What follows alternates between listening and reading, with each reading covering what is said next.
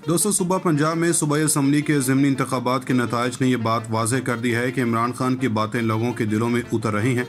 अब सोचने की बात यह है कि वो बातें क्या हैं। पहली बात तो वो मुसलसल ये कहते आ रहे हैं कि ख़ानदानों के हुक्मरानी से जान छुड़ाएं। वो ख़ानदान जो ख़ानदान दर ख़ानदान इस कौम पर हुक्मरानी किए जा रहे हैं और गरीब कौम उन्हें झुक झुक कर सलाम करती फिरती है। अभी हाल ही में होने वाली हुकूमती तब्दीली यानी कि इमरान खान की हुकूमत के जाने और नई हुकूमत के आने वाले मनाजर ही पर एक नज़र डाल लेते हैं। इमरान खान की हुकूमत को गिनाने वाले इत्तेहादियों ने इमरान खान की हुकूमत के जाने के बाद हुकूमत के हिस्से बिखरे कुछ यूं किए जो आपके सामने हैं। अपोजिशन में सबसे ज्यादा मेंबरान रखने वाली जमात यानी कि मुस्लिम लीग नून के लीडर शहबाज शरीफ ने वज़ीर आज़म का ओहदा संभाल लिया और अपने सूबा यानी कि पंजाब में अपने फर्जंद हमजा शहबाज को वज़ीर आला के ओहदे पर बैठा दिया। इसी तरह दूसरे हुक्मरान खानदान के सरबराह आसिफ अली ज़रदारी ने अपने हिस्से के तौर पर अपने फर्जंद बिलावल भुट्टो ज़रदारी को इस मुल्क का वज़ीर ख़ारजा बनवा लिया। आपने ज़रूर सुन रखा होगा कि दूसरे हुक्मरान ख़ानदान के सरबराह यानी कि आसिफ अली ज़रदारी ने बेबांग दहल अपने इस आज़म का कई दफ़ा अयादा किया है कि इसने अपने इकलौते बेटे बिलावल को इस मुल्क का वज़ीर आज़म अपनी ज़िंदगी में ही बनवाना है और वज़ीर आज़म बनने से पहले उसे वज़ीर ख़ारजा बनवाना एक पहली सीढ़ी थी जिसे अंग्रेज़ी में स्टोन स्टेपिंग कहते हैं। अभी तो ज़रदारी साहब ने अपनी बेटी आसफा भुट्टो को भी सियासत में आगे लाने का प्लान बना लिया है क्योंकि इसमें लोगों को बेनज़ीर शहीद की शक्ल नजर आती है। बेटे बिलावल ने बतौर वज़ीर ख़ारजा पाकिस्तान कई अहम ममालिक के दौरे कर लिए हैं और उन ममालिक की अहम हुकूमती शख्सियात से याद अल्लाह भी कर ली है। इन हुक्मरान ख़ानदानों के सरबराह अपनी औलादों को हर नौ की आसानियाँ पहुँचाने में भी किसी तौर पर पीछे नहीं रहते। आपने देखा होगा कि ज़रदारी साहब ने अपने बेटे को बतौर वज़ीर ख़ारजा जिम्मेदारियाँ निभाने में बतौर सहूलत वजारत ख़ारजा का ख़ुसूसी तजुर्बा रखने वाली हिना रिबानी खर को भी घर से उठाकर स्टेट मिनिस्टर वजारत ख़ारजा बनवा दिया, जो हर गैर मुल्की दौरा में बिलावल के साथ होती हैं, चाहे वो दौरा स्विट्ज़रलैंड का हो या अमेरिका का। इन दोनों हुक्मरान ख़ानदानों यानी कि शरीफ ख़ानदान और ज़रदारी ख़ानदान के करप्शन से मुतालिक मुख्तलिफ केसेस जो इन दोनों ने एक दूसरे के खिलाफ अपने अपने दौरे हुकूमत में बनवाए थे, नैब में मुख्तलिफ वजूहात की बिना पर तातुल का शिकार चले आ रहे थे। इमरान खान ने अपने दौर में कोशिश की कि वो इन्हें अपने मंतकी अंजाम को पहुंचाएं, जिसकी वजह से ये दोनों ख़ानदान खौफ और परेशानी का शिकार थे और हर सूरत और हर कीमत पर इमरान खान की हुकूमत से जान छुड़ाना चाहते थे। इमरान खान की कुछ पॉलिसियाँ मौजूदा दौर की बड़ी और ताकतवर हुकूमत को पसंद न आई तो उन्होंने सोचा कि इसकी हुकूमत से जान छुड़ाना ही बेहतर होगा। इस ख्वाहिश को अमली जामा पहनाने की खातर इन्हें इस मुल्क के दूसरे यानी कि अपोजिशन रहनुमाओं की ज़रूरत थी जो पहले खान की हुकूमत से जान छुड़ाने के लिए हर लम्हा तैयार बैठे थे। यानी अंधे क्या चाहे दो आँखें। इमरान खान की हुकूमत को अदम एतमाद के ज़रिए से चलता कर दिया गया।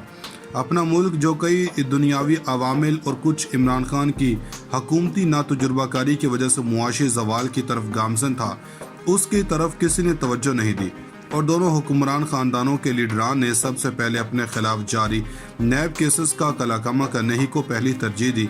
नैब जैसे अहम कौमी इदारे के कवानीन में ऐसी तरामीम पार्लियामेंट से मंजूर करवा ली जिसमें मुल्क की सबसे बड़ी जमात यानी कि तहरीक इंसाफ का वजूद ही नहीं था। और हैरान कुन बात यह थी कि ये तरामीम उस शख्स ने तैयार की जो शरीफ ख़ानदान के नैब केसेस का अदालतों से दिफा करने वाली टीम का लीडर था, क्योंकि उसे ही शहबाज शरीफ वज़ीर आज़म पाकिस्तान ने अपने मुल्क का वज़ीर कानून बना दिया था। दूसरा पहलू देखें कि शरीफ ख़ानदान के लीडरान ने इमरान खान की हुकूमत से जान छुड़ाने के लिए उस ज़रदारी को अपने सीने से लगा लिया जिसके मुतालिक वो जो कुछ मुसलसल और तवातुर से कहते रहे आम आदमी को भी अजबर हो गया। सच पूछें, इनके इस इकदाम से अवाम को ये पैगाम पहुंचा कि ये यानी कि शरीफ ख़ानदान अपने मफाद की खातिर कुछ भी कर सकता है। इलावाज़ी इनकी हुकूमती कारकर्दगी ने भी अवाम को मायूस किया। आपने देखा होगा कि मुल्क की मुआशी सूरत-ए-हाल रोज़ बरोज़ दरगू हो रही है और मुआशी बदहाली के नए रिकॉर्ड बन रहे हैं। आपको ज़रूर मालूम होगा कि आज डॉलर का इंटरबैंक रेट 224.50 रुपये है और ओपन मार्केट में 227.50 में भी नहीं मिल रहा। लोग खौफ से सहमे बैठे हैं कि आगे मुल्क का क्या बनेगा। ان موروثی خاندانوں کے جانشینوں کو دیکھ کر مجھے تو یہ خوف آ رہا ہے کہ اس پسماندہ ملک میں یہ رسم ہر شعبہ حیات میں نہ چل پڑے کہ میں چونکہ فلاں کا بیٹا ہوں اس لیے مجھے فلاں پوسٹ دی جائے۔ مثلا اگر کسی اسپتال کے MS یعنی کہ میڈیکل سپرنٹینڈنٹ کا لڑکا ڈاکٹر بن جائے اور وہ کہے کہ مجھے بھی باپ کے جانے کے بعد اسی عہدے پر بٹھایا جائے، کیونکہ اس ملک کی سیاست میں تو یہ ہو رہا ہے۔ سچ پوچھے قوم انتہائی مایوسی کا شکار ہو چکی ہے۔ ملکی معاشی حالات کو دیکھ کر لوگ سہمے بیٹھے ہیں۔ عمران خان کی بات ہر دل کو لگ رہی ہے کہ اس انتہائی شدید بحران کا صرف ایک ہی حل ہے اور وہ ہے فوری انتخابات۔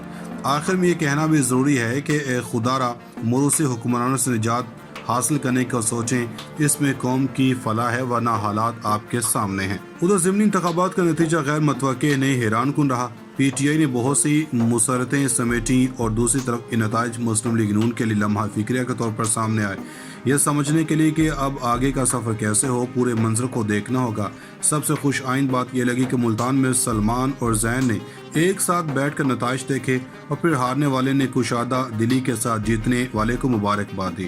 احمد یار خان نے تو کمال کر دیا، اعتراف کیا ہے کہ یہ PTI کی تاریخی فتح ہے اور ہم انہیں اس کامیابی پر مبارکباد پیش کرتے ہیں۔ اسی طرح پاکستان میں اینٹی امریکن بیانیے کو عموماً پذیرائی ملتی ہے۔ انہوں نے بھرپور انداز سے ایک ایسے بیانیے کو جس کی صداقت کے بہت سے شواہد موجود نہیں تھے لیکن اس کو دلیل کے ساتھ بیان کرنے والا عمران خان جیسا مقرر تھا، جسے اپنی بات کہنے کا ڈھنگ آتا ہے، جو اپنی استدلال اور مؤثر شعلہ بیانی سے عام لوگوں کو متاثر کرنے کا فن جانتا ہے۔ اس نے پاکستان کے طول و عرض کے اندر لوگوں کے ذہنوں میں یہ بات ڈالی کہ سب کچھ اچھا چل رہا تھا لیکن امریکہ اس کے خلاف تھے، اس لیے کہ وہ پاکستان کو ایک خوددار قوم کے طور پر دنیا کے سامنے پیش کر رہے تھے۔ وہ بڑی ہوشیاری اور چالاکی سے اپنے دور حکومت میں مہنگائی، غربت اور اپنے وعدوں کے مطابق گھروں کی تعمیر اور ملازمتوں کے حصول میں اپنی ناکامی کو گول کر گئے۔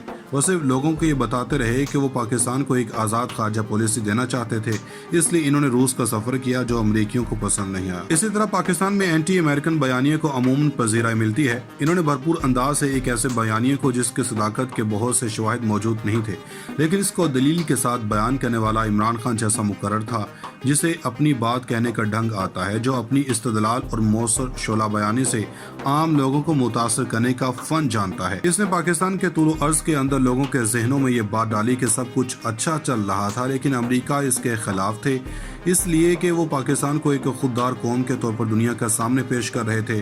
وہ بڑی ہوشیاری اور چالاکی سے اپنے دور حکومت میں مہنگائی، غربت اور اپنے وعدوں کے مطابق گھروں کی تعمیر اور ملازمتوں کے حصول میں اپنی ناکامی کو گول کر گئے۔